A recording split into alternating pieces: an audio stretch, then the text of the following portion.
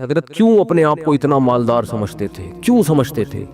اس لیے کہ حضرت فرماتے تھے جو بیسک بنیادی ضرورتیں اللہ نے پوری کر دیں، اور بہت سو کے پاس تو یہ بھی نہیں ہے. گھر تو ہے نا سر چھپانے کو، چاہے کرائے پر ہو، ہے تو نا. بہت سے تو روڈ پہ سو رہے ہیں. کیا حالات ہیں لوگوں کے گھروں میں، جا کے دیکھو پتہ چلتا ہے کیسی خطرناک بیماریاں لگی ہوئی ہیں. تو اسلام نے ہمیں، جو میں آیت پڑھ رہا تھا اس میں یہ بتایا کہ تم اس خوش فہمی میں مت رہو کہ جس حالت میں آج ہو ہمیشہ اسی حالت میں رہو گے. اللہ نے تم سے ایسا کوئی ایگریمنٹ نہیں کیا ہے. تو اب کرنا کیا ہے؟ عمل کو فوکس کرنا ہے، عمل. تو اللہ تعالیٰ نے قرآن میں کیا فرمایا کہ کسی کتاب میں نہیں لکھا. ہاں، تو اب مسئلہ یہ ہے کہ جس خوشی میں انسان ہوتا ہے اس میں اللہ کو بھول جاتا ہے وہ. تو اسی خوشی میں اللہ کو یاد رکھنا ہے. اس کا فائدہ یہ ہوگا کہ جب کوئی ٹینشن کا معاملہ آئے گا تو پھر اللہ آپ کو یاد رکھے گا. کیسے یاد رکھے گا؟ یا تو وہ ٹینشن دور کر دے گا، یا اس ٹینشن میں اللہ آپ کو صبر کی توفیق دے گا، حوصلہ دے دے گا اللہ آپ کو. خودکشی کے خیالات نہیں آئیں گے آپ کے دل میں. پیغمبروں کی سیرت اٹھا کے دیکھیں کیسے کیسے غموں میں زندگی گزری، مگر ان غموں میں بھی انہوں نے ڈپریشن کی گولیاں بولو نہیں کھائی ہیں. ہمیشہ ان کی زبان سے اچھے الفاظ نکل رہے ہیں. اعلم من اللہ ما لا تعلمون، میں اللہ کے بارے میں وہ کچھ جانتا ہوں جو تم نہیں جانتے. یعقوب علیہ السلام کہہ رہے ہیں. ایوب علیہ السلام نے بیماری میں ایسا صبر کر کے دکھایا. اللہ فرماتے ہیں نعم العبد، کیا خوب بندہ تھا، کتنے خوش قسمت کہ اللہ آخری کتاب میں آیتیں نازل کر رہا ہے کہ ایوب کیا خوب بندہ تھا، کیا خوب بندہ تھا. دیکھو ایوب علیہ السلام بیماریوں میں، اگر بیماریوں میں زندگی نہ گزری ہوتی تو اتنے خوبصورت الفاظ ان کے لیے آخری کتاب میں نازل ہوتے. فرض کر لو صحت میں زندگی گزر گئی ہوتی تو گزر تو گئی نا، ختم. اب بیماری میں گزری ہو یا صحت میں، جو چیز جو پاسٹ بن گیا وہ اچھا ہو برا ہو اب اس سے انسان کو کوئی سروکار نہیں ہوتا. جو گزر گئی ختم. تو صحت میں زندگی گزرتی اتنا انعام نہ ملتا. اللہ فرماتے ہیں نعم العبد، کیا خوب بندہ تھا. اور اللہ نے ایوب علیہ السلام کی زوجہ کی بھی تعریف کی بہت زیادہ. ایوب علیہ السلام جب بہت شدید بیمار تھے نا، تو عام طور پر کیا ہوتا ہے، بیگم صاحبہ خدمت کرتی، میرے میاں کیا ہو گئے، بیمار ہو گئے، کوئی بات نہیں، 1 دن خدمت، 2 دن خدمت، اس کے بعد کہے گی بھائی جان چھڑاؤ، میری کیا ہو گئی ہے، بولو نا، شادی ہو گئی ہے. آج کل مارکیٹ میں جو میرا بیان خواتین سن رہی ہیں ان کے علاوہ کی بات کر رہا ہوں، ان کے ساتھ یہی مسئلہ ہو رہا ہے کہ میاں بے روزگار ہو گیا، بیمار ہو گیا. تو اب بھائی جب شریک حیات کا مطلب کیا ہوتا ہے، زندگی بھر آپ کے ساتھ شریک. نکاح میں اور زنا میں تو یہی فرق ہے نا بنیادی. شریک حیات کا مطلب یہ ہے کیا خوشی اور غم میں آپ کے ساتھ، آپ بھی اس کے ساتھ. دیکھو شادی سے پہلے کوئی فالٹ سامنے آ گیا، نہیں کرو شادی، آپ کو اختیار ہے. جو فالٹ شادی کے بعد پیدا ہو رہا ہے وہ تو پھر آپ کی قسمت ہے نا. ارے عورت کی شادی ہوئی میاں سے، اگلے دن ایکسیڈنٹ ہوا، لنگڑا ہو گیا، تو ہو گیا، وہ قسمت ہے، برداشت کرو، کیا ہے. ٹھیک ہے نا یار، سمجھ میں نہیں آ رہی بات. دیکھو ایک آدمی نے نکاح کا پیغام بھیجا، پہلے سے پاؤں سے معذور تھا، تو عورت لڑکی والوں نے اس بیس پہ ریجیکٹ کر دیا. ان کا حق ہے، کر سکتے ہیں، لیکن بالکل صحیح فٹ فاٹ رخصتی بھی ہو گئی. اگلے دن خوشی میں بائک میلیاں لگاتا ہوا جا رہا ہے کہ میری شادی ہو گئی اور رخصتی بھی ہو گئی. ہو سکتا ہے گرے، ٹانگ کی ہڈی ٹوٹ گئی. اب یہ تھوڑی کہ عورت کھلا لے کے بھاگ جائے کہ میری تو لنگڑے سے شادی ہوئی ہے. شادی ہو کے لنگڑا ہوا ہے، لنگڑے سے شادی نہیں. اس طرح آپ کی شادی ہوئی، پہلے سے پتہ چلا بیگم کے ساتھ یہ مسائل ہیں، نہ کرو شادی بھئی، آپ کس نے کہا ہے. صحیح تھی، نکاح کے بعد بیماری ہو گئی، ٹھیک ہے نا، کوئی مسئلہ کھڑا ہو گیا، تو اب عزت دار آدمی اس بیس پہ ڈیورس نہیں دیتا، بلکہ دعائیں کراتا ہے. مولوی صاحب میری زوجہ کے لیے دعا کریں اللہ صحت عطا فرمائے، اولاد نہیں ہو رہی دعا کریں اللہ صحت عطا فرمائے، ٹھیک ہے نا. زبان میں لکنت پیدا ہو گئی ہے، دعا کریں اللہ. تو میں تو ان کو کہتا ہوں اگر لکنت پیدا ہو گئی ہے تو بڑا فائدہ ہے تمہارا، کیونکہ جتنی دیر میں وہ برا بلا کہے گی نا اتنی دیر میں آپ کام نمٹا کے آ جاؤ سارے. ٹھیک ہے نا، وہ ابھی اسٹارٹ لے گی آپ کو سمجھانا، اتنی دیر میں آپ کیا کرو، ذہن تیار کر کے آ جاؤ کہ یہ الٹا سیدھا بولنے والی ہے تو برداشت کرنا ہے. تو وہ اچھا اس پہ بھی 2-3 چٹکلے، لیکن وہ زیادہ ہو جائیں گے. تو اب مسئلہ یہ ہے کہ عزت دار آدمی کیا کرے گا؟ اس کو اپنی قسمت سمجھ کے برداشت. ہاں اختیاری فالٹ ہے تو ایک الگ بات ہے نا, قدرتی فالٹ نہیں ہوا بلکہ اپنے اختیار سے کچھ غلط کر رہی ہو تو ایک الگ بات ہے. بھئی یہ تو قدرت کی طرف سے اس کی ٹانگ ٹوٹ گئی, اس کو لکوا ہو گیا, اس کو فالج ہو گیا. تو آج تک یہی ہوتا آ رہا ہے, ہم نے دیکھا ہے بیوی کو فالج ہو گیا تو مرد اب اس کو رکھ رہا ہے, بھئی اس کی خدمت کر رہا ہے, علاج کر رہا ہے, لوگوں سے دعا کروا رہا ہے, یار میری بیگم کے لیے دعا کرو. ایسے موقع پہ عزت دار آدمی طلاق نہیں دیتا, وہ کہتا ہے بھائی اب برداشت کرو یار, میری قسمت ہے. تو عورت بھی برداشت کرتی تھی پہلے زمانے میں, آدمی بھی برداشت کرتا تھا. اب دونوں نے برداشت کرنا چھوڑ دیا ہے. کیوں؟ دنیا ہی کو اصل بنا لیا ہے. سارے مزے کہاں اڑانے ہیں؟ دنیا میں. اب دنیا کو ہی اصل بنا لیا ہے تو اب بس ہر چیز کیا ہونی چاہیے؟ پرفیکٹ, ایک دم موقع کی رپورٹ ہونی چاہیے ہر معاملے میں. تو یہ تو بھائی گوروں کا نظریہ ہے, یہ مسلمان کا نہیں ہے. تو میں ایوب علیہ السلام کا بتا رہا تھا کہ وہ شدید بیماری میں, وہ بیماری کیا تھی اس کا تفسیر میں کوئی ذکر نہیں ملتا نہ حدیث میں, بس کوئی بہت سخت بیماری تھی جس میں بہت طویل عرصے مبتلا رہے ہیں. تو اللہ نے ان کی زوجہ کا بھی خیال کیا. ان کی زوجہ نے اپنے میاں کی کئی سال خدمت کی ہے, کئی سال خدمت کی ہے. تو اب کیا ہوا کہ ایک دن خدمت میں تھوڑی سی کوتاہی ہوئی تو حضرت ایوب علیہ السلام کو غصہ آ گیا اور انہوں نے کہا کہ میں اگر ٹھیک ہو گیا نا میں تجھے 100 ڈنڈے ماروں گا. صحیح ہے نہیں؟ کیونکہ بیمار آدمی چڑچڑا ہو جاتا ہے نا, تھوڑا سا اس میں برداشت کم ہو جاتی ہے. اب بیچاری بیوی اتنی خدمت کر رہی ہے لیکن تھوڑی سی کوتاہی ہوئی تو ان کو غصہ آ گیا. انہوں نے کہا کہ اللہ کی قسم میں ٹھیک ہو گیا تو 100 ڈنڈے ماروں گا. تو اللہ نے ٹھیک کر دیا. اب پیغمبر پریشان کہ اتنی نیک بیوی جس نے اتنی خدمت کی, وہ کہ اس کو 100 ڈنڈے ماروں گا, تو بولے کہ ٹھیک نہ ہوتے تو ہی اچھا تھا بھائی. ٹھیک نہیں. تو قرآن کے الفاظ دیکھو, خذ بیدک ضغثا فاضرب به ولا تحنس.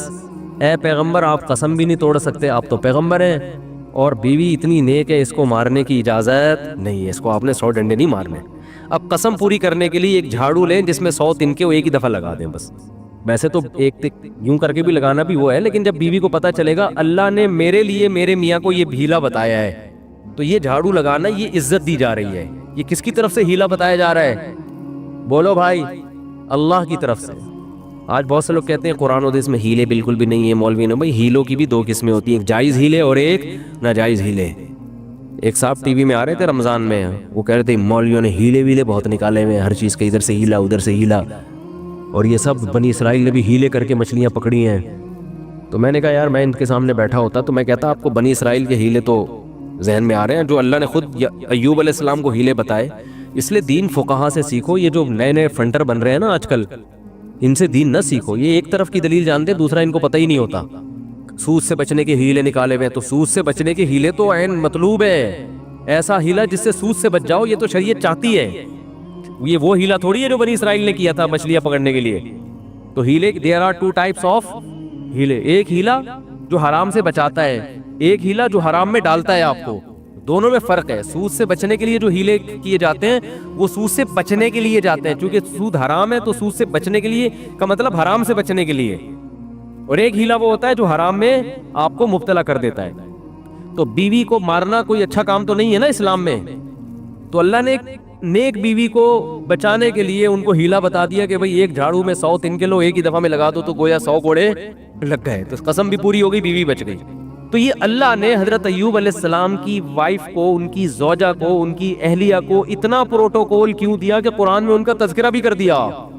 یہ شوہر کی خدمت کی وجہ سے, شوہر کے ساتھ وفا کی وجہ سے. یاد رکھو آج عورتیں اپنے شوہر کی طرف سے جن آزمائشوں میں ہیں, جو قدرتی آزمائشیں, جو قدرت کی بے روزگاری اللہ کی طرف سے ہو جاتی ہے نا. بھائی میاں کا روزگار چھوٹ گیا, یہ تو اللہ ہے جس کو چاہتا ہے رزق کشادہ دیتا ہے, جس کی چاہتا ہے روزی بند کر دیتا ہے. وہ بیچارہ اپنی طرف سے محنت کر رہا ہے لیکن بے روزگار ہو گیا, نئی کاروبار حرکت میں آ رہا, تو یہ اللہ کی طرف سے. خود سے نالائق ہو تو ایک الگ بات ہے, اللہ کی طرف سے جو آزمائشیں میاں پہ آئے تو عورت کو چاہیے ان آزمائشوں میں اس کا ساتھ دے, اسے ذہنی ٹارچر نہ کرے. کیونکہ بے روزگاری کی بیماری اتنی, بے روزگاری کا عیب اتنا بڑا نہیں ہے جتنا اس بیماری کا عیب ہے جس میں ایوب علیہ السلام مبتلا ہوئے تھے. کیونکہ اس میں تو کمانا ممکن ہی نہیں تھا اور اوپر سے خدمت بھی. سمجھا پا رہا ہوں اپنی بات کہ نہیں سمجھا پا رہا؟ اس میں خدمت بھی. تو وفا کرنی چاہیے, وفا. اور یہ جب تک آخرت سامنے نہیں ہوگی ان میں سے کوئی بھی کام نہیں ہو سکتا. ہمارے محلے میں ایک صاحب گزرے، ان کا انتقال ہو گیا، اللہ ان کی مغفرت فرمائے. ان کی زوجہ 15-20 سال بیمار رہی ہیں کسی سخت قسم کی نفسیاتی بیماری میں. اس بندے نے 15-20 سال اپنی زوجہ کی دن رات خدمت کی ہے. وہ بیوی نہ بیچاری کھانا پکانے کے قابل، نہ برتن دھونے کے قابل ایسی بیماری میں، تو یہی اس کے لیے کھانا بھی پکا رہا ہے. اتنے پیسے نہیں ہوں گے کہ ملازم رکھو، یہی اس کے لیے بولو ساری خدمتیں کر رہا ہے. تو میں نے کہا یار اس کی تو ویسے ہی بیچارے کی بخشش ہو جائے گی. اللہ کہے گا تو نے کسی کی بیٹی کو رکھا گھر میں اس حالت میں بھی، اب وہ نہیں پکا سکتی بیچاری، اور وہ نہ کپڑے دھو سکتی ہے، اور یہ اتنے پیسہ بھی نہیں ہے کہ تو خود ہی کر رہا ہے سارے کام. تو یہ کوئی عیب کی بات بولو بھائی نہیں ہے. اپنی بیٹیوں کو سوچا کرو نا، آپ کی بیٹی کے مسائل ہو جائیں تو آپ چاہتے ہو یار سسرال والے برداشت کریں تو دوسروں کو بھی برداشت. ہاں جان بوجھ کر کوئی فالٹ ہے نا تو پھر میاں میں ہو تو ہم عورت کو مشورہ دیتے ہیں اس فالٹ کو صحیح کرو ورنہ پتلی گلی سے نکلو، ٹھیک ہے نا. کہ 10-20 سال اس فالٹ کو برداشت، بہت خطرناک قسم کا اگر فالٹ ہے تو ایک الگ بات ہے. تو اللہ تعالیٰ نے قرآن مجید میں، اچھا بھائی بیان کے دوران خواتین باتیں کر رہی ہوتی ہیں، بالکل بھی مناسب نہیں ہے. کئی دفعہ شکایتیں آئی ہیں، بیان سننا چاہیے شوق سے. 2 خاتون جو تھیں 20 سال قید ہوئی ان کو ایک ہی وارڈ میں، 20 سال تک وہ باتیں کرتی رہیں. جب نکلی ہے نا، جس دن رہائی ہوئی تو کہیں بہن کچھ باتیں رہ گئی ہیں، انشاءاللہ اگلے ہفتے ہماری ملاقات ہوگی تو اس کو کمپلیٹ کریں. تو یہاں جو خواتین آتی ہیں بھائی بیان کو فوکس کریں نا، آپ کے فائدے کی باتیں ہو رہی ہیں تو آپ کے دل میں میاؤں کی محبت ڈالی جا رہی ہے، ٹھیک ہے. تو اللہ نے کیا فرمایا کہ جس کنڈیشن میں آج ہو ضروری نہیں کہ کل بھی اسی کنڈیشن میں ہوگے، لہذا کیا کرنا ہے، اعمال کو فوکس کرنا ہے. اس عمل کا فائدہ کیا ہوگا کہ اللہ نہ کرے کل ٹینشن آئی بھی تو اس ٹینشن کو برداشت کرنا کیا ہو جائے گا، آسان. میں جمعے کی خطبے میں یہ حدیث اکثر پڑھتا ہوں. حضرت عبداللہ ابن عباس بالکل نو عمر تھے، آپ صلی اللہ علیہ وسلم کے ساتھ سواری میں پیچھے بیٹھے تو آپ صلی اللہ علیہ وسلم فرمائے یا غلام، اے نوجوان، اے لڑکے، میں تجھے نصیحت کرتا ہوں، احفظ اللہ یحفظک، اللہ کے دین کی حفاظت کر، یعنی اللہ کے احکام کو پورا کر، اللہ تیری حفاظت کرے گا. احفظ اللہ یحفظک، احفظ اللہ تجدہ تجاہک. جب کوئی یعنی شریعت کا حکم آئے نا تو اس میں اللہ کے حکم کو مقدم کرو. تو جب کوئی مصیبت آئے گی تم اللہ کو اپنے سامنے پاؤ گے. اللہ یا تو وہ کام پورا کر دے گا یا اللہ آپ کو تسلی دے دے گا کہ بھائی میں ہوں تمہارے ساتھ، اس ٹینشن کو برداشت کرو، یہ ہمیشہ کے لیے نہیں ہے. اس پہ اللہ تمہیں بہت نوازے گا، جب تھپکی ملے گی، تسلیاں ملیں گی. اور پھر فرمایا کہ وَعْلَمْ أَنَّمَا أَصَابَكَ لَمْ يَكُنْ لِيُخْطِئَكَ. ٹینشن ختم کرنے کے 2 طریقے نبی نے بتا دیے یہاں پہ. ایک تو عمل صحیح کر لو تو ٹینشن میں اللہ آپ کے ساتھ ہوگا. دوسرا طریقہ تقدیر پر ایمان. فرمایا انما اصابک، جو مصیبت تمہیں پہنچی ہے، یعنی مطلب حدیث کا یہ کہ تمہاری حماقتوں سے نہیں. بھائی آپ صحیح سب کچھ صحیح کرو تو پھر بھی اللہ کی طرف سے آزمائشیں آ جاتی ہیں. تو لم یکن لیخطئک، یقین کر لو یہ لازمی پہنچنی تھی، یہ تم سے خطا ہو ہی نہیں سکتی تھی. تو جب ایک کام لازمی ہونا ہی تھا تو اس میں ٹینشن کس بات کی؟ ابے کیا ہو گیا بھائی، جب ایک کام ہونا ہی ہے، نہ ہونے کا تو سوال ہی پیدا نہیں ہوتا، تو بھی ٹینشن کس بات؟ یہ تو ہونا تھا، یہ تو ہوگا، یہ تو ہوگا بھائی. لیکن چونکہ ہمیں ٹینشن سے پہلے نہیں پتا ہوتا کہ کیا ہوگا تو ہم اسباب اختیار کرتے ہیں. پورے کامیابی کے اسباب اختیار کرے پھر بھی نہیں ہوا. بھائی یہ تو اللہ نے ایسے ہی لکھا ہوا تھا. غزوہ احد میں 70 صحابہ شہید ہو گئے. کتنی بڑی ٹینشن صحابہ کے لیے، کتنی بڑی ٹینشن. تو اللہ نے کیا فرمایا؟ کوئی ٹینشن کی بات نہیں ہے، یہ شکست بھی مقدر میں لکھی ہوئی تھی اور یہ شہادتیں بھی مقدر میں لکھی ہوئی تھی، کوئی ٹینشن کی بات نہیں ہے. رہا یہ مسئلہ کہ تم سے غلطی ہوئی تھی، مشورے پر عمل نہیں ہوا، نبی کا حکم تم سے ٹوٹ گیا تو اس کی وجہ سے یہ ٹینشن پہنچی ہے، تو اس سے تم نے چونکہ توبہ کر لی ہے تو وہ والی ٹینشن بھی کیا ہو گئی؟ ختم. آخرت کا نقصان کا خطرہ تھا کہ نبی کے جو حکم دیا تھا گھاٹی پہ رہنا ہے تو وہ توبہ سے معاف ہو گیا. باقی رہا یہ شکست، کوئی مسئلہ نہیں. وَيَتَّخِذَ مِنْكُمْ شُهَدَاءَ، اس میں مثبت چیزیں سوچو کہ اللہ چاہتا تھا تم میں بہت سے لوگوں کو شہادت کا مرتبہ دینا، تو اللہ نے ان کو جلدی آزمائشوں سے نکال کے جنت میں پہنچا دیا. اور کیا چاہیے؟ ایک انگریز نے اس آیت کے تحت لکھا ہے کہ محمد، وہ تو درود شریف نہیں لکھتے نا، اس نے تو محمد کا لفظ استعمال کیا، میں صلی اللہ علیہ وسلم. اس نے کہا محمد کے جو فرینڈ تھے نا اس قسم کی چیزوں نے ان کو موٹیویٹ کیا تھا جس سے انہوں نے پوری دنیا پہ حکومت کی ہے کہ شکست کھا کے بھی کیا کر رہے ہیں, کہہ رہے ہیں یہ تو ہونا ہی تھا, لہذا اس سے ٹینشن لینے کی بات نہیں ہے, اور یہ شہادت میں بھی خیر ہے تمہاری, آگے بڑھو, مایوسی ہے ہی نہیں. ٹھیک ہے نا, ہمارے یہاں پتہ ہی کیا سمجھا کہ مایوسی کفر ہے. اس کا مطلب یہ سمجھا جاتا ہے کہ میں جہاں شادی کرنا چاہتا ہوں وہاں شادی ہو کے رہے گی, کیونکہ مایوسی کیا ہے, کفر ہے. میں چاہتا ہوں میری 2 لاکھ روپے تنخواہ ہو تو 2 لاکھ ہوگی, کیونکہ مایوسی کفر ہے. یہ غلط مطلب ہے, سمجھ رہے ہو, ایسا تو پھر بہت سے لوگوں کے ساتھ نہیں ہوتا, پھر اور مایوسی ہوگی, آدمی کہتا ہے یہ تو اور ڈبل گناہ, کفر کا گناہ بھی ہو رہا ہے اور پیسے بھی نہیں مل رہے. ہم کہتے ہیں میں صحت بناؤں گا تو صحت بنے گی کیونکہ مایوسی کفر ہے. یہ مطلب نہیں ہے, مطلب یہ ہے کہ اللہ سے یہ امید لگائی جائے کہ جو ہوگا اچھا ہی ہوگا میرے حق میں. میں چاہتا ہوں میرا اچھا روزگار مل جائے, 2 لاکھ تنخواہ نہیں ہو رہی, 1 لاکھ ہے, اسی 1 میں اللہ کیا کرے گا, برکت دے گا. روزگار نہیں مل رہا, کوئی بات نہیں, اسی میں اللہ کیا کرے گا, برکت دے گا. نام ملنے میں بڑے فائدے ہیں, روزگار نہ ملنے سے ٹینشن ہوگی, ٹینشن میں اللہ یاد آئے گا, اللہ سے دعائیں مانگو گے, اس ٹینشن میں گناہ معاف ہوں گے, برداشت کی قوت پیدا ہوگی. بعض دفعہ زیادہ کھانے سے بھی مسئلے خراب ہو جاتے ہیں, پیٹ بھرے ہوئے ہوتے ہیں تو الٹے الٹے خیالات آنا شروع ہو جاتے ہیں انسان کو. ایوب علیہ السلام پریشان تھے نا بیماریوں میں, مایوس نہیں ہوئے, اس لیے کہ ان کو پتا تھا یہ میرے لیے کیا ہے, بہتر ہے. کتنا بہتر کہ قرآن میں آخری نبی پر آیت نازل ہوئی ہے, نعم العبد, ایوب کیا خوب بندہ تھا, کیسی زبردست بشارت دی اللہ نے.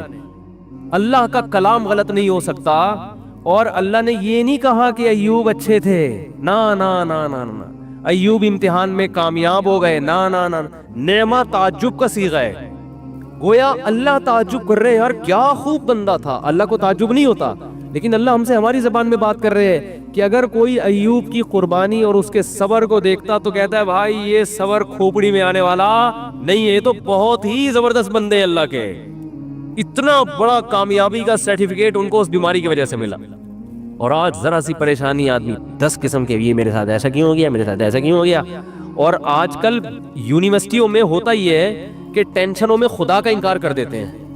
پہلے تو یہ تصور نہیں تھا. اب جو نئی نسل آ رہی ہے نا, فون کرتے ہیں مجھے, بتاتے ہیں میرے ساتھ یہ ہوا, میں تو اللہ کو مانتا ہی نہیں. میں کہتا ہوں یار یہ میرے سامنے اتنا جری ہے, عام حالات میں کیا کر رہا ہوگا.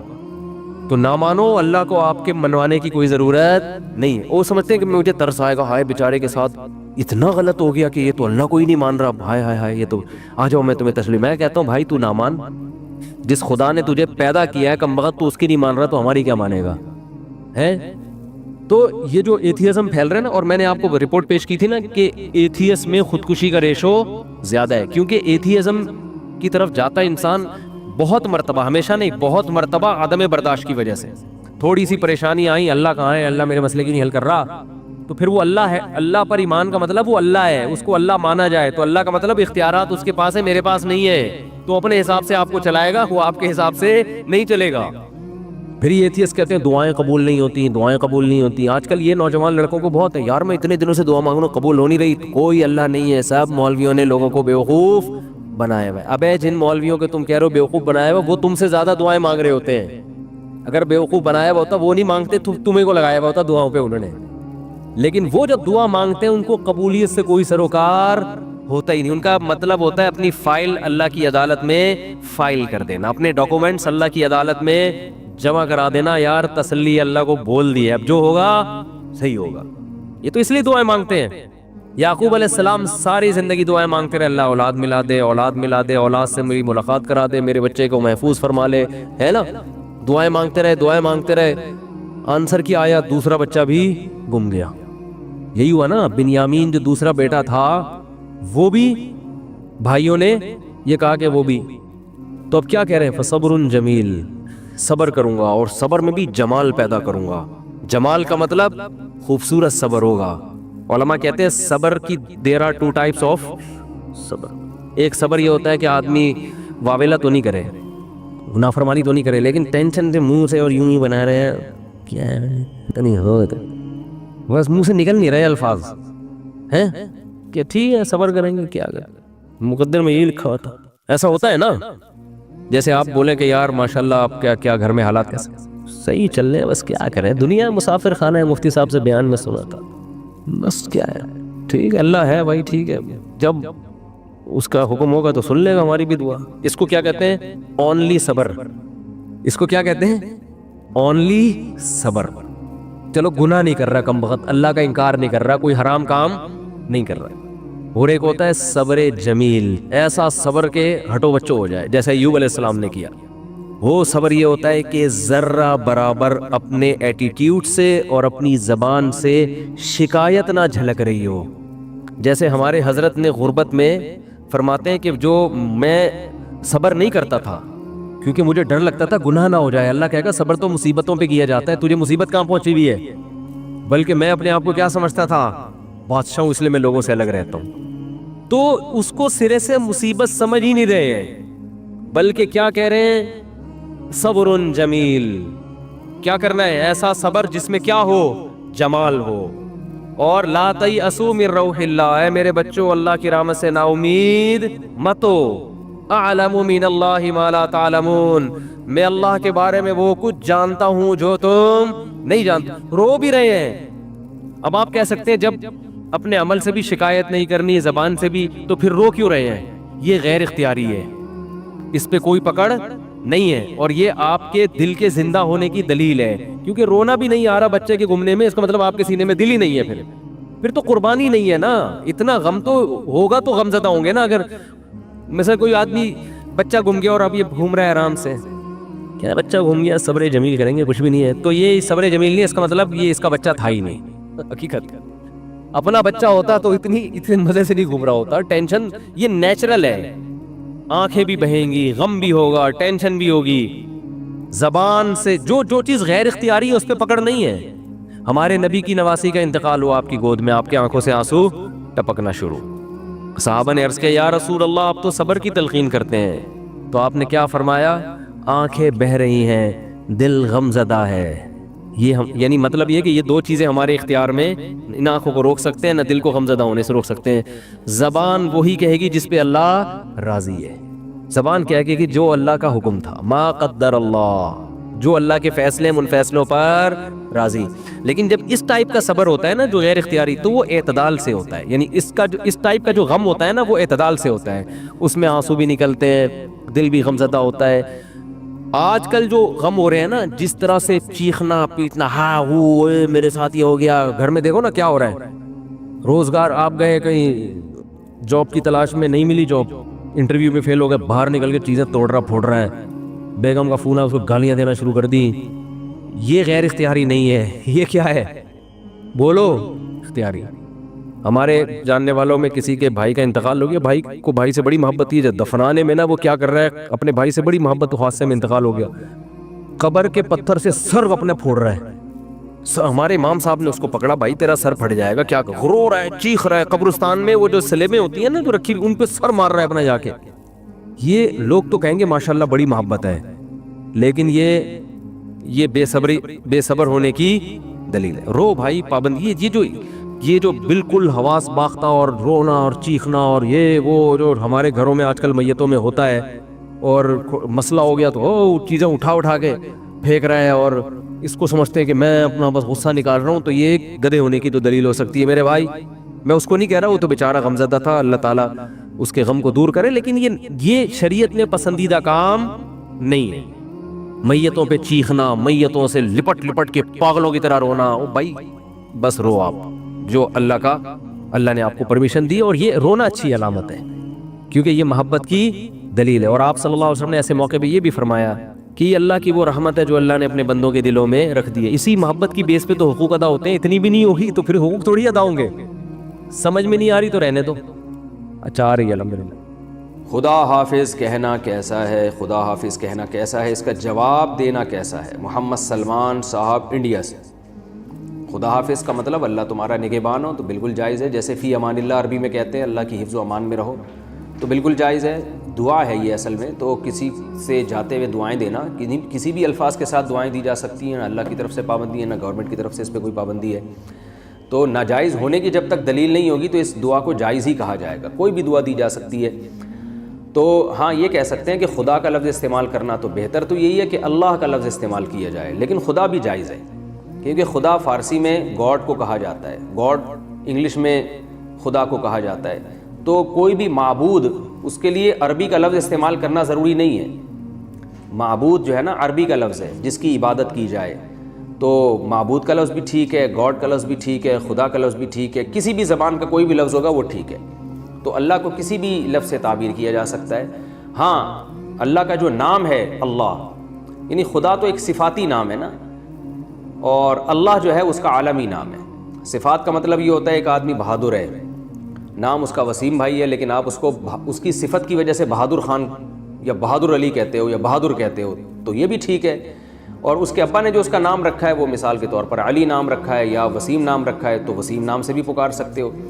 تو یہ علمی نام ہے. علم جو والدین نام رکھتے ہیں وہ علم ہوتا ہے, اور جو پبلک جس نام سے یاد کرتی ہے اس کی صفات کی وجہ سے وہ صفاتی نام کہلاتا ہے. تو اللہ کے بہت سارے صفاتی نام ہیں, ان میں وہ عربی میں ہونا ضروری نہیں ہے. جیسے رحمان ہے, رحیم ہے, کریم ہے, غفار ہے, اور عزیز ذو انتقام ہے, یہ سارے صفاتی نام ہیں. تو یہ عربی میں بھی ہو سکتے ہیں, کسی صفت کو اردو میں بھی ہائی لائٹ کیا جا سکتا ہے, انگلش میں بھی ہائی لائٹ کیا جا سکتا ہے. تو گاڈ کا مطلب ہوتا ہے جو بھی پیدا کرنے والا, انگلش میں گاڈ جو بھی جس کی بھی عبادت کی جائے, جو آسمانوں پر ہے اور اپنے بندوں کی نگرانی کر رہا ہے. فارسی میں اس کو خدا کہتے ہیں. اب لوگ زیادہ پیچیدگیوں میں چلے جاتے ہیں کہ جی خدا جو ہے وہ تو فلانے لفظ سے نکلا ہے, تو فلانے سے نکلا ہے, تو اس کا تو یہ مطلب تھا, تو اس کا تو یہ مطلب. لغت ان چیزوں کو نہیں دیکھتی کہ کون سا لفظ کہاں سے نکلا ہے. لغت یہ دیکھتی ہے کہ اب کس معنی میں استعمال ہو رہا ہے. اس کی میں اکثر مثالیں دیتا ہوں کہ موسیٰ کا لفظ عربی میں بلیڈ اور استرے کو کہا جاتا ہے, حالانکہ موسیٰ علیہ السلام تو ایک پیغمبر بھی تھے. تو فقہا موسیٰ کا لفظ استعمال کرتے ہیں جگہ جگہ کہ سر کے بالوں کو موسیٰ کے ذریعے کاٹ سکتے ہیں آپ. تو کیوں یہاں کسی اور معنی میں یوز ہو رہا ہے, اور جب فرعون کے مقابلے میں جو جلیل القدر پیغمبر آئے تھے تو وہاں بالکل ایک نئے معنی میں استعمال ہو رہا ہے. تو یہی بحث لوگ چھیڑ دیتے ہیں حلیم کے بارے میں کہ حلیم اللہ کا نام ہے, تو لہذا جو حلیم کی دیگ ہے اس کو حلیم نہیں کہنا چاہیے, دلیم کہنا چاہیے. تو یہ کیا بات ہوئی بھائی, جو پبلک نے جس چیز کو جو نام دیا وہی کہا جائے گا نا. تو اللہ کا نام حلیم کسی اور معنی میں ہے, اور جو دیگ جو روٹی کے ساتھ کھائی یا چمچ کے ساتھ کھایا جاتا ہے وہ کسی اور معنی میں ہے. تو لغت ان پیچیدگیوں کو نہیں دیکھتی. تو جو عرف میں جس چیز کے لیے جو لفظ استعمال ہو رہا ہے وہی یوز کرنا چاہیے. تو اس لیے اللہ تعالیٰ کے صفاتی ناموں میں سے ایک نام خدا بھی ہے, جو یعنی آج کل عرف میں اس کو, یعنی ناموں کا مطلب یہ نہیں کہ قرآن و سنت نے ہمیں بتایا ہے, بلکہ اردو میں یا فارسی میں خدا بھی استعمال ہوتا ہے اللہ کے لیے, اور کہا جاتا ہے کہ جو خود سے ہو یعنی واجب الوجود ہو. تو بہرحال اس کی جو وجہ تسمیہ یا اس کو یہ نام کیوں دیا گیا ہمیں اس بحث میں پڑھنے کی ضرورت نہیں ہے.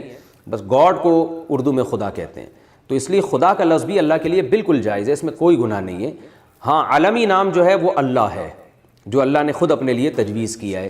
تو صفات سے بھی پکار سکتے ہیں آپ اللہ تعالیٰ کو, اور علم سے بھی پکار سکتے ہیں جو اللہ کا نام ہے. جیسے میں نے بتایا کہ کسی نے اپنے بچے کا نام وسیم رکھا تو وسیم سے بھی پکار سکتے ہیں آپ اس کو, اور اس کے اندر کوئی اچھی صفت ہوگی, بہادر ہے تو بہادر کہہ کے بھی پکار سکتے ہیں آپ اس کو. تو ان ٹیکنیکل چیزوں میں نہیں پڑھنا چاہیے, اللہ کو بس یاد کرنا چاہیے. یہ اہم چیز ہے, اس کو فوکس کرنا چاہیے. جب آپ پر خوف نہیں ہوتا نا کہ میں جو منہ سے بولوں گا اس کا مجھے حساب دینا ہے, تو جو اول فول بکنا چاہے انسان وہ بک دیتا ہے. دیکھو نا باپ کے سامنے لوگ کیسی زبان چلا رہے ہوتے ہیں.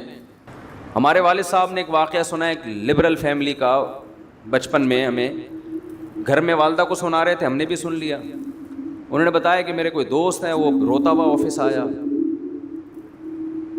کیا ہوا بھائی؟ کہ یار میرے بیٹے نے مجھے تھپڑ مارا ہے. رو رہا تھا وہ باپ. کیوں مارا ہے؟ کہہ رہے پتہ نہیں پیسے مانگ رہا تھا, کیا کر رہا تھا, مجھے پورا واقعہ یاد نہیں, بدتمیزی کر رہا تھا. تو میں نے کہا کہ بھائی میں تمہارا باپ ہوں, تم ایسے بدتمیزی کیوں کر رہے ہو؟ تو لاجک کا جواب دیکھیں کہ میں نے تو نہیں کہا تھا کہ آپ میرے باپ بنیں, یہ تو آپ نے شادی اپنی خوشی کے لیے کی تھی, نتیجے میں میں پیدا ہو گیا. اب ان دلیلوں کا جواب دلائل سے دیا جائے گا؟ بولو نا. اور یہ ہمارا میڈیا آج بدتمیز اولاد کو بنا رہا ہے, بدتمیز بنا رہا ہے. بیٹی گھر سے بھاگ کے جب شادی کرتی ہے, 9 عمر لڑکی, باپ کے کلیجے پہ آرے چلتے ہیں کہ نہیں چلتے؟ میڈیا سپورٹ کس کو کر رہا ہے؟ یار ایک لڑکی 40 سال کی ہو, 35 سال کی ہو, باپ اس کی شادی میں دلچسپی نہ لے رہا ہو, کورٹ میرج کرے, سمجھ میں آتا ہے. 17, 18, 19 سال کی لڑکیوں کو بھاگنا, یہ تو باپ کی عزت کا جنازہ نکل رہا ہے کہ نہیں نکل رہا؟ کیسے آج ایک مشہور واقعہ چل رہا ہے میڈیا پہ, آپ سب کو پتا ہوگا. ماں باپ رو رہے ہیں اور اس پہ بحث ہو رہی ہے کہ اس کا رائٹ ہے, اس کا حق ہے. ماں باپ سے زیادہ حق اللہ نے کسی کو نہیں دیا. چھوڑ دو اس مرد کو جس نے تمہیں تمہارے باپ کے گھر سے بھگایا. عزت دار آدمی کبھی لڑکی کو یہ آفر نہیں کرتا کہ تم بھاگ جاؤ میں تم سے شادی کروں گا. اسے پتا ہے کل میری بھی بیٹی ہوگی, اسے میں کس بیس پہ روکوں گا اپنے گھر سے بھاگنے پر. ایسی لڑکیوں نے اپنے لیے جہنم کی آگ خرید لی. اللہ نہیں چھوڑے گا. دیکھو میڈیا کو, انسانوں کو بیوقوف بنانے, جو ماں اور باپ کے کلیجوں پہ آرے چل رہے ہیں, ایک ایک چیز نوٹ ہو رہی ہے اللہ کے ہاں. اللہ وہ ماں جو فیڈ کراتی تھی نا بچی کو, دودھ پلاتی تھی, ایک ایک گھونٹ اللہ نے محفوظ رکھا ہوا ہے کہ تیری ماں کا احسان تھا کہ جب تو روتی تھی وہ تجھے اپنی چھاتی سے لگا کے دودھ پلاتا. وہ ایک ایک دودھ کا گھونٹ اللہ کے ہاں محفوظ ہے. ماں خود بھول جاتی ہے, اللہ تھوڑی بھولتا ہے. اولاد بھول جاتی ہے باپ کے احسانات, باپ بھی بھول جاتا ہے مگر خدا نہیں بھولتا. روایات میں آتا ہے ماں جو بچے کو دودھ پلاتی ہے ایک ایک گھونٹ پہ اللہ اس کو اجر دیتے ہیں. اس کا مطلب لکھا ہوا ہے نا اللہ نے کہیں ڈائری میں, کہیں حساب کتاب میں. کیسے 9 مہینے تکلیف سے اس نے پیٹ میں رکھا, پھر تکلیف سے اس نے جنا. اب شادی سے پہلے اس کو اطلاع بھی نہیں دینا پسند کرتے. ان کا تجربہ زیادہ, ان کا علم زیادہ, ان کی نالج زیادہ. بعض دفعہ لڑکی ایسے خاندان میں شادی کر رہی ہوتی, آپ تو اس پہ عاشق ہو, لیکن وہ ایسا خاندان ہوتا ہے کہ اس میں باپ کی عزت کا جنازہ, انگلیاں اٹھیں گی باپ پر, یار تم نے اپنی بیٹی کہاں دی ہے. باپ ان چیزوں کو بھی دیکھتا ہے. لڑکی کو چاہیے ایسے موقع پہ کس کا ساتھ دے, اپنے ماں باپ کا. اپنے اگر حق اس کو دیا بھی ہے اس سے درزبردار ہو جائے, بولے میں اپنے ماں باپ کو نہیں چھوڑ سکتی. اور ایسی لڑکیاں ہیں الحمدللہ معاشرے میں, لیکن ہمارا میڈیا ان کو بھی کیا بنا رہا ہے, باغی. دیکھو قانون کے لحاظ سے کچھ چیزیں ایسی ہوتی ہیں کہ وہ کسی کا رائٹ ہوتی ہیں, لیکن غیرت اور حمیت کے لحاظ سے غیرت اور حمیت اجازت نہیں دیتی. انسان ماں باپ کے لیے اپنے حقوق چھوڑ دیتا ہے, چھوڑ دینے چاہیے. رسول اللہ صلی اللہ علیہ وسلم نے ارشاد فرمایا, صحیح حدیث ہے, کہ اگر ماں باپ بیوی کو طلاق دینے کا کہیں تو کیا کرو. حدیث میں آتا ہے کہ بیوی کو چھوڑ دو. اگرچہ علماء نے اس کی کچھ تفصیل بیان کی ہے کہ بشرطے کہ بیوی آپ کے ماں باپ کے ساتھ ظلم کر رہی ہو, بدسلوکی کر رہی ہو. آج اتنا لبرلزم ہمارے معاشرے میں پھیل گیا ہے, باپ اور ماں کے حقوق نہیں ہے, انسانیت کے حقوق کی بات ہو رہی ہے. تو انسان میں وہ ماں باپ داخل نہیں ہے کیا؟ کہہ رہے ہر شخص کا رائٹ ہے وہ جو مرضی کرے. بالکل رائٹ نہیں ہے. یہ انگریزوں کے ہاں ہے جن کے نہ باپ کا پتہ, نہ ماں کا پتہ, نہ بھائی بہنوں کا پتہ. اسلام میں ایسا نہیں ہے. تمہارا باپ بھی ہے, تمہاری ماں بھی ہے, تمہارے بہن بھی ہے, تمہارا بھائی بھی ہے, تمہارا چاچا بھی ہے, تمہارے بھانجے بھتیجے بھی ہیں. جن کے فیملی سسٹم تباہ ہو گیا ان کے ہاں یہ باتیں اچھی لگتی ہیں, لیکن اللہ نے ہمیں خاندانوں کی شکل میں پیدا کیا ہے تو ہمیں ان کی رعایت بولو کرنی ہے. آپ انگریز سے قانون کیوں لے رہے ہو؟ اور اگر لینا ہے تو پھر پورا لو. ان کے ہاں وراثت بیٹوں کو نہیں ملتی. ان کے ہاں وراثت جس کو وہ دینا چاہے دے دے. کتوں کو دینا چاہے کتوں کو ملے گی. کچھ کہے بغیر مر گیا تو بینک لے جائے گا اس کو. وراثت لینے اولاد آ جائے گی کہ اسلام کہتا ہے میری وراثت, میرے باپ کی وراثت میں کس کا حق ہے؟ میرا حق ہے. تو اسلام تو یہ بھی کہتا ہے کہ آپ رشتہ توڑ دو اپنا ماں باپ کی وجہ سے. میاں بیوی کا کتنا قریبی رشتہ ہے, اسلام کہتا ہے لیکن نہیں, بیوی پہ ترجیح کس کو دینی ہے؟ ماں کو. بیوی پہ ترجیح کس کو دینی ہے؟ باپ کو. باپ اور بیوی, ماں اور بیوی میں جب تضاد ہوگا تو آپ نے کس کی طرف جانا ہے؟ ماں باپ کی طرف جانا ہے. وہ پہلے ہیں, یہ بعد میں ہیں. ہاں ہم یہ نہیں کہہ رہے کہ ظلم کرنا شروع کر دیں بیوی پر ماں کے کہنے پر. بعض مائیں بڑی ظالم ہوتی ہیں. ہم تو ساسوں کے بارے میں بیان کرتے رہتے ہیں اور ہمیں ساسوں کا آپ سے زیادہ پتہ ہے, آپ کو نہیں پتا. اللہ کا شکر ہے ہمارے پاس ساسیں الحمدللہ ماؤں کی جگہیں قابل احترام ہے, لیکن آپ سے زیادہ ہیں. ہمیں ساسوں کا تجربہ آپ سے زیادہ. ہمیں تو جب کوئی دعوت پہ بلاتا ہے کہتے ہیں اپنے سسر کو بھی لے کر آئیں, تو میں کہتا ہوں کون سے والے؟ آپ کو نہیں یہ کہنا پڑتا, آپ لے آتے ہیں اپنے سسر کو. ہم پوچھتے ہیں بھائی کون سے والے؟ وہ کہتے ہیں یار یہ تمہارے ساتھ یہ مسئلہ. ہمارے ایک رشتہ دار نے مجھے دعوت پہ بلایا کہ آپ بھی آئیں اپنے سسر کو بھی لے آئیں. میں نے کہا کون سے والے؟ کہنے یار یہ تمہارے یہ ہیڈی کی ختم نہیں ہوتی. کون سے والے؟ سالوں کو بلائیں کون سے والے؟ بیگم کو بلائیں کون سی والی؟ ہدیہ کوئی لے کر آتا ہے یہ کیک آپ کے گھر کا, کون سے والے؟ کہتے یار شادیاں آپ نے کی, ٹینشن میں ہمیں دے رہے ہو. تو پہلے تو میں بیٹھ کے کاٹ رہا ہوتا تھا کیک نا, ایک کیک آ گیا اب اس کے اتنے حصے, پھر یہاں بچے زیادہ ہیں یہاں بچے کم ہیں, تو اس کے حساب سے یوں آڑا ترشا کٹتا تھا یوں کر کے.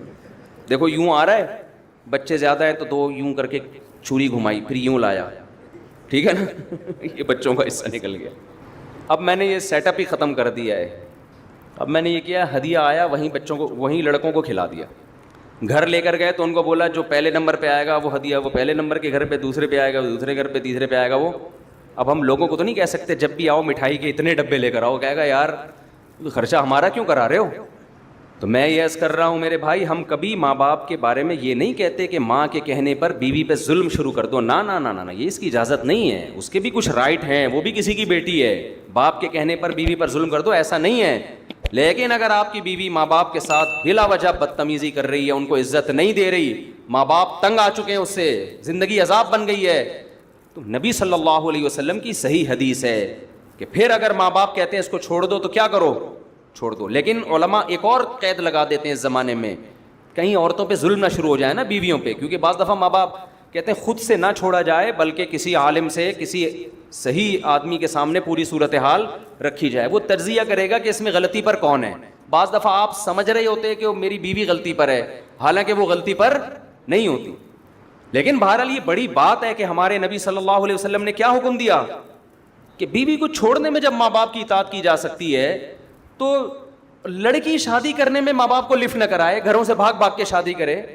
ایک ایج ہو جائے نا اس کی, ماں باپ دلچسپی نہ لے رہے ہوں, رشتوں پہ رشتے آ رہے ہیں, ریجیکٹ کرتے چلے جا رہے ہیں, تو پھر ہم تو خود کہتے ہیں بھائی اپنی زندگی بچاؤ, کورٹ میرج کرو, کیونکہ یہاں ظلم کون کر رہا ہے, یا باپ ظلم کر رہا ہے. لیکن ہمارے ہاں میجورٹی ایسی نہیں ہے الحمدللہ. ماں باپ تو چاہتے ہیں ہماری بچیوں کی صحیح جگہ شادی ہو. اور حضرت ابو دردہ رضی اللہ عنہ کا واقعہ, صحیح حدیث ہے, حضرت ابو دردہ کے پاس ایک شخص آیا اور کہنے لگا میرے باپ میری بیوی سے نفرت کرتا ہے, کچھ بدسلوکی کرتی ہوگی, مجھے کہتا ہے کہ میں بیوی کو چھوڑ دوں, آپ کیا فتویٰ دیتے ہیں. حضرت ابو دردہ بڑے عالم تھے, صحابہ کے دور میں بھی چند مخصوص علماء تھے جن کو فتویٰ دینے کی اجازت تھی. حضرت ابو دردہ کے پاس آیا, یا رسول اللہ میرا باپ مجھے کہتا ہے میں اپنی بیوی کو طلاق دے دوں, میرا دل نہیں چاہتا. حضرت ابو دردہ نے کیا بات کی, فرمایا میں نے رسول اللہ صلی اللہ علیہ وسلم سے یہ سنا ہے, رضا الرب فی رضا الوالد و سخط الرب فی سخط الوالد. خدا کو راضی کرنا ہے تو باپ کو راضی کر لو, خدا کو ناراض کرنا ہے تو باپ کو ناراض کر لو. سمجھ میں آ رہی ہے بات؟ تو یہ رشتے آپ نے اپنی ڈکشنری سے نکال دیے, ویمن رائٹس, ہیومن رائٹس. ایک دفعہ میں نے بیان میں کہا کہ بہو کو چاہیے کہ ساس کی تھوڑی خدمت کیا کرے, اس کی اخلاقی ذمہ داری ہے اس کی. جب ایک ساتھ رہتے ہیں تو بڑوں کی خدمت کرتے ہیں کہ نہیں کرتے؟ اس پہ اتنے خواتین کے یہ تو ہے ہی عورتوں کے خلاف, یہ تو ہے ہی ہر وقت عورتوں کے خلاف تقریریں کرتا ہے. تو میں جس کے حق میں کر رہا ہوں ساس, وہ کیا عورت نہیں ہے؟ وہ بھی تو عورت ہے, اور کل آپ بھی تو ساس بنو گی. تمہارا بیٹا شادی کرتے ہی بیگم کے پاس جا کے بیٹھ جائے, تمہیں لفٹ کرانا چھوڑ دے, اور تمہاری بہو تمہیں پانی کا نہ پوچھے, تم بول رہی ہو کہ بیٹا ذرا پانی پلا دو, کہ نہیں ہر آدمی کو اپنی خدمت خود کرنی چاہیے, ہمارے اوپر آپ کی خدمت واجب نہیں ہے. تمہاری بہو کل یہ حرکتیں کرے گی تو تم میرا ہی بیان ان کو سناؤ گی. تو وہ جو ساس جس کے حق کی ہم بات کر رہے ہیں وہ بھی تو عورت ہے. دیکھو یورپ اور امریکہ میں اہل مغرب جو ہے نا, مغربی دنیا جو مذہب کو نہیں مانتے, ان سے ایک بہت بڑا فالٹ ہوا ہے انسانیت کے حقوق میں, بہت بڑا. وہ ہیومن رائٹس اور ویمن رائٹس کی بات کرتے ہیں, یہ مبہم دعوے ہیں, سمجھ رہے ہو, یہ مبہم دعوے ہیں. اسلام ہیومن رائٹس اور ویمن رائٹس کی بات پتہ ہے کیا کرتا ہے؟ وہ رائٹس ڈیفائن کرتا ہے کہ جب ہیومن رائٹ کی بات آتی ہے تو ہیومن میں کوئی باپ ہوگا, کوئی بیٹا ہوگا, کوئی بھائی ہوگا, کوئی دادا ہوگا, کوئی سسر ہوگا, کوئی پوتا ہوگا. ان کے رائٹس الگ الگ ہیں, ایک جیسے رائٹس نہیں ہیں. اور جب اسلام ویمن رائٹس کی بات کرتا ہے, خواتین کے حقوق کی بات کرتا ہے, تو ایسے ہی مبہم بات نہیں کرتا. آپ اسلام سے پوچھیں عورت کی کیا حقوق ہیں, اسلام کہے گا کون سی عورت؟ ہر ایک کے الگ الگ ہیں. ماں ہے اس کے الگ حقوق ہیں, بیوی ہے اس کے الگ ہیں, بیٹی ہے اس کے الگ ہیں. کسی کمپنی میں آپ جاؤ, آپ بولو یہاں انسانوں کی کیا حقوق ہیں, کمپنی کا مینیجر بولے گا کون سا انسان؟ امپلائز کے الگ حقوق ہیں میرے بھائی, مینیجر کے الگ اس کو حقوق ہیں, ڈائریکٹر کے الگ حقوق ہیں, چوکیدار کے الگ حقوق ہیں, اکاؤنٹنٹ کے بارے میں الگ قوانین ہیں. لیکن آپ نے کہا نہیں نہیں نہیں, بس انسانی حقوق, انسانی حقوق ہے, کیا نکل یہاں سے, بھاگ یہاں سے. دنیا میں کوئی نظام ایسا نہیں چل سکتا کہ آپ مبہم حقوق بیان کر کے چھوڑ دو. یہ جو مغربی دنیا جو مذہب کو نہیں مانتی, اس نے جب حقوق کی بات کی ہے نا, ویمن رائٹ, تو اس کا مطلب پتہ ہے کیا ہے؟ اس کا مطلب رشتوں کو ختم کرنا. لڑکی آزاد ہے, وہ اپنے باپ کی آنکھوں میں آنکھیں ڈال کے بات کرے گی. باپ اسے کہتا ہے بیٹا پانی لے کر آؤ, وہ کہے گی یہ خواتین کے حقوق ہے کہ میری مرضی کہ میں لاؤں کہ نہ لاؤں. سمجھتے ہو؟ میری مرضی کہ میں لاؤں یا نہ لاؤں. یہاں شروع سے ہی غلطی ہو رہی ہے. یہ کہتے ہیں بچے پیدا کرنے میں بھی انسان آزاد ہے, چاہے پیدا کرے چاہے پیدا نہ کرے. سمجھ رہے ہو؟ عورت کو پریگننسی ہو گئی, اس کی مرضی حمل ضائع کرا دے یا بچہ پیدا کر لے. یہیں سے کیا ہو رہا ہے؟ گڑبڑ ہو رہی ہے.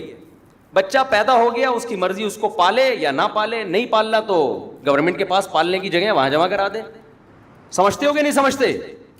تو ان کا تو سارا ریلیشن ہی ختم. اسلام شروع سے ہی کچی پکڑ لیتا ہے آپ کی. حمل روکنے کی اجازت نہیں, ہو گیا پیدا کرنا پڑے گا, کیونکہ یہ آپ کسی کی نسل ہو. اگر ماضی میں انسان نسلیں روک لیتے, ہمیں زندگی کا حق ملتا, تو یہ نیچرل ہے. جانور مجبور ہے اپنی نسل بڑھانے پر, آپ بھی مجبور ہیں, آپ کو بڑھانی پڑے گی. آپ ہمیشہ اس دنیا میں نہیں رہو گے. آپ نے خاص تعداد میں جو اللہ چاہتے ہیں, وَبَثَّ مِنْهُمَا رِجَالًا كَثِيرًا وَنِسَاءً, آدم اور حوا کو پیدا کیا. اللہ کہتے ہیں آپ کی یہ رائٹس نہیں ہے کہ اب نسل روک لو, نا نا نا نا نا, آپ کی ایک دوسرے کی طرف اٹریکشن ہم نے نسل بڑھانے کے لیے رکھی ہے. آدم علیہ السلام یہ نعرہ لگاتے ہیں میری مرضی, میں نہیں بچے پیدا کرتا. حضرت حوا کہتی ہیں اگر آپ کرو گے بھی تو میرا رائٹس ہے, میں نہیں چاہتی اولاد. ہم ہوتے پیدا. شکر ہے اس وقت یہ تنظیمیں نہیں بنی تھیں, ورنہ اماں حوا کو یہ سمجھا رہی ہوتی کہ آپ کا رائٹ ہے, آپ کا شوہر آپ پہ زبردستی نہیں کر سکتا, آپ کا رائٹ ہے, آپ کو بچہ چاہیے نہیں چاہیے آپ کا رائٹ ہے. اماں حوا کہہ دیتی مجھے نہیں چاہیے. آج ہم کہاں ہوتے؟ عالم ارواح میں ہی گھوم رہے ہوتے, وہاں بھی نہیں ہوتے ہوتے ہی نہیں. ہم ہمیشہ تھوڑی ہیں. میرے والد شادی نہ کرتے, نسل روکتے, میں پیدا ہوتا, مجھے زندگی کی نعمت ملتی. آپ کے والدین شادی نہ کرتے, نسل روکتے, آپ کو یہ انسانیت کے حقوق میں یہ نہیں ہے کہ نسل روکی جائے. انسانیت کے حقوق میں یہ ہے کہ نہ روکی جائے. آپ پابند ہیں فطرت کی طرف سے اس پر, قدرت نے آپ کے ذمہ لگایا ہے, نیچر نے آپ کے ذمہ لگایا ہے. لیکن جو خدا کو نہیں مانتا پھر وہ کبھی بھی فطرت کے راستے پر نہیں چلتا. ایسے بیڑا ہی غرق کر دیا پورے معاشرے کا. آزاد آزاد آزاد, نتیجہ کیا؟ آپ اولاد کی نعمتوں سے محروم. جب اولاد ہی نہیں تو بہو داماد کہاں سے آئیں گے؟ داماد ہول سیل کے حساب سے ہونے چاہیے. ابھی دیکھو ماشاءاللہ رفیع بھائی بیٹھے ہیں, 6 کتنی بیٹیاں ماشاءاللہ آپ کی؟ 9 بیٹیاں. جب 6 داماد ان کے گھر آتے ہیں, 6-7 بڑے ماشاءاللہ ہائٹ اور پرسنالٹی, مجھے دعوت پہ بلاتے ہیں, بڑی خوشی ہوتی ہے مجھے دیکھ کے. بیٹوں سے جہاں بہویں ملتی ہیں تو بیٹیوں سے کیا ملتے ہیں؟ داماد ملتے ہیں. وہ بھی تو ایک ریلیشن ہے کہ نہیں ہے؟ انسان فخر کرتا ہے. اچھے مل جائیں, اگر اچھے مل جائیں, نہ ملیں تو پھر وہی عذاب جان بنتے ہیں. تو ہم کب کہہ رہے ہیں برے لوگوں کو اپنی بیٹیاں دو, اچھے لوگوں کو دیں نا. جیسے آپ لوگ بیٹھے ہوئے ہیں ماشاءاللہ, سارے اچھے اچھے بیٹھے ہوئے ہیں یہاں پہ. اور وہی بات میں کہوں گا, اگر آپ کو اچھا داماد نہیں مل رہا تو جو پہلے سے میرڈ اچھا ہے اسی کو اپنی بیٹی دوسری پہ دے دو. ایک آپ کی بیٹی کسی اچھے کی چوتھی بنے, کسی مکھنچو کی اکلوتی بننے سے بولو نا بہتر ہے. یہ لاجک سمجھ میں آ نہیں رہی لوگوں کو. خیر ابھی یہ ٹاپک نہیں ہے, ٹاپک نہیں بھی ہوتا ہم چلا دیتے ہیں بات آگے, چکر میں ڈال دیتے ہیں الحمدللہ چکر میں ڈال دیتے. تو کیا بات کہاں سے شروع ہوئی, چلتی چلی جا رہی ہے. تو میرے بھائی ماں باپ کا بڑا حق ہے, ایسا نہیں ہے, اتنا ہلکا نہیں ہے. اگر آپ نے پسند کی شادی آپ کر رہی ہو, ماں باپ بالکل راضی نہیں, اور ماں باپ بھی پڑھے لکھے ہیں, کوئی ایسا نہیں کہ بہت ہی بات ہوتے ہیں باپ بیچ رہا ہے اپنی بیٹی کو, ایسے بھی خاندان ہوتے ہیں. وہاں تو ہم کہتے ہیں کہ نہیں بھائی باپ کی نہیں چلے گی. وہاں ہم بھی یہی کہتے ہیں, بیچ بھی نہیں رہا وہ آپ کا اس نے یہ کرنا ہوتا تو وہ اتنی آپ کی تعلیم پہ اتنے پیسے خرچ کرتا. وہ جہاں باپ ظالم ہو وہاں تو ٹھیک ہے, ظلم بھی اعلیٰ نوعیت کا ہونا چاہیے. چھوٹی موٹی خطائیں تو سب کر رہے ہوتے ہیں, لیکن نارملی یہ حرکت کہ 9 عمر لڑکیوں کا گھروں سے بھاگنا. دیکھو میں اپنی باتیں شیئر نہیں کرتا, ہمارے پاس بھی بڑے, میں تو شادیاں کرتا ہوں نا, بس لوگوں کو پتہ ہے کتنی کر لوں گا. لوگوں کی سے بڑی تکلیف ہوتی, کرتے رہتے ہیں, بھائی کتنی کر لوں گا, 4 سے زیادہ کی تھوڑی اجازت ہے, تو زیادہ ٹینشن نہ لیں. لیکن ظاہر ہے جس نے 3 بھی کی ہوں تو کرتا آ رہا ہوگا نا, تو 3 تک پہنچائے, یعنی کرتا آ رہے ہیں. رشتے تو دڑا دھڑ بھیجے ہوں گے نا, 300 جگہ رشتے بھیجو تو 2 ہوتی ہیں. صحیح ہے نا. تو ہمیں بھی ایسی آفریں آئی ہیں کہ ماں باپ راضی نہیں ہیں, شادی کر لیں. نا نا نا, ہم نے کہا بھائی یہ ہم سے نہیں ہوگا, ایسا نہیں ہو سکتا. پیغام ہی ڈائریکٹ باپ کو بھیجا کرو, عزت دو اس کو. اور لڑکی اپنے باپ سے پوچھ کے کرے گی, تمہارے ساتھ بھی وفا کرے گی وہ. ورنہ جو اپنے باپ کی نہیں ہے میرے بھائی, وہ شوہر کی کہاں ہو سکتی ہے یار. خود سوچو یار, کامن سینس کی بات ہے. آپ کہہ سکتے ہو اس کو عشق اتنا چڑھا ہوا ہے, جب وہ اپنے باپ کے لیے باپ کو چھوڑ سکتی ہے میرے لیے, تو مجھے کیوں چھوڑے گی؟ او بھائی وہ عشق آپ کی جوانی کی وجہ سے چڑھا ہوا ہے.